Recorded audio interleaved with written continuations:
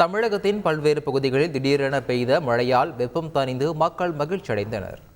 நாமக்கல் மாவட்டம் ராசிபுரத்தில் வெயிலின் தாக்கம் அதிகரித்து காணப்பட்டது. இந்நிலையில் காலை முதல் வெயில் மற்றும் மேகமூட்டம் மாறி மாறி காணப்பட்ட நிலையில் திடீரென சாரல் மழையாக பெய்ய தொடங்கிய மழை 1 மணி நேரத்தில் பலத்த மழையாக உருவெடுத்தது.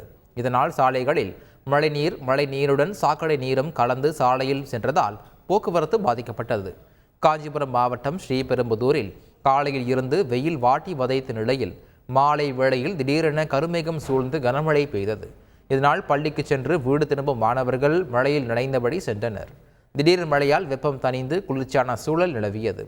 கள்ளக்குறிச்சி மாவட்டத்தில் கள்ளக்குறிச்சி, சின்னசேலம், கச்சிராயபாளையம் மற்றும் தியாகதுர்கம் அதன் சுற்றுவட்டார பகுதிகளில் 6 மணி நேரத்திற்கு மேலாக காற்றுடன் கூடிய மழை பெய்தது.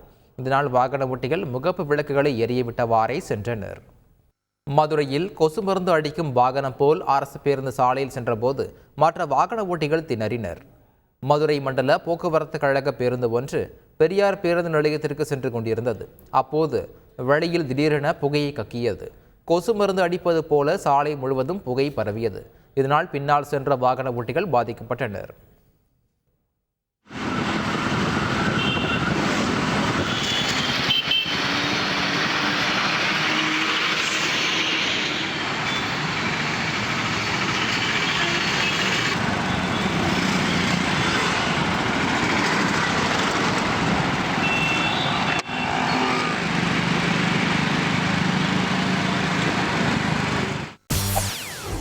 செய்திகளை உடனுக்குடன் தெரிந்து கொள்ள உடனே சப்ஸ்கிரைப் பண்ணுங்க.